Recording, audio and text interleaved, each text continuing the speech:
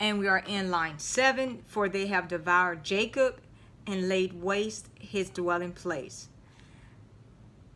8. Oh, do not remember former iniquities against us. Let your tender mercies come speedily to meet us. For we have been brought very low. Help us, O God of our salvation, for the glory of your name, and deliver us and provide atonement for our sins, for your name's sake. Why should the nations say, where is their God? Let there be known among the nations in our sight the avenging of the blood of your servants, which has been shed. And so now in this stanza, he's crying out once again, about God not remembering their former sins. And so it says in line 8, oh, do not remember former iniquities against us. So, and that also means that the iniquities of those before us. And sometimes,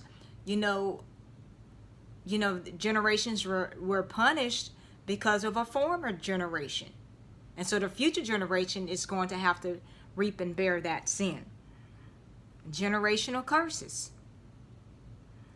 And so it says, let your tender mercies come speedily to meet us. So now he's crying out for God's tender mercies to come speedily to meet us, for we have been brought very low.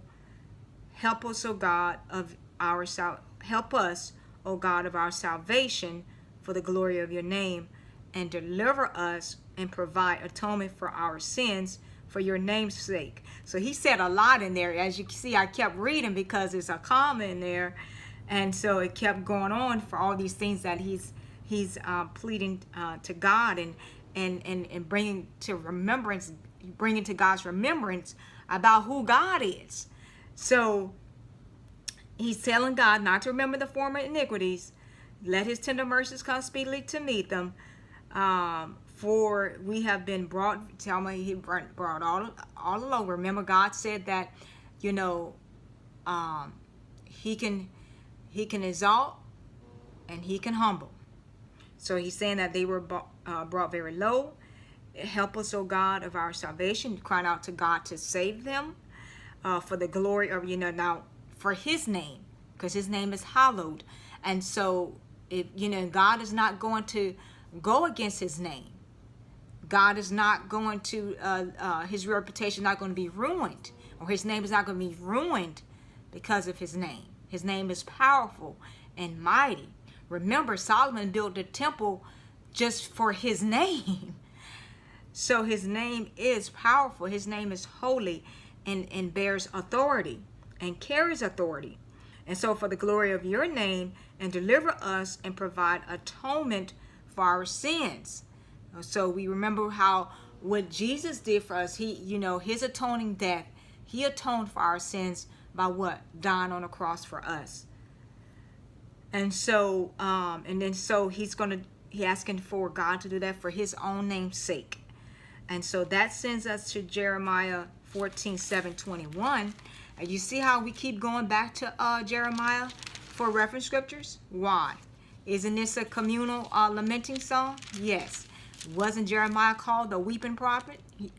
Yes. That's why we keep going back to Jeremiah. Jeremiah 14:7 and 21. 14:7 says, O Lord, though our iniquities testify against us, do it for your name's sake, for our backslidings are many, we have sinned against you. All right, and so that's part of Jeremiah's first intercession. And then it goes to 21 that talks about Jeremiah's third intercession. Do not abhor us for your name's sake. Do not disgrace the throne of your glory. Remember, do not break your covenant with us.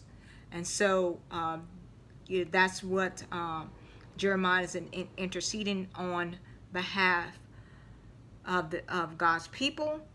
And, because, God is not going to deal with that wickedness. He hates that.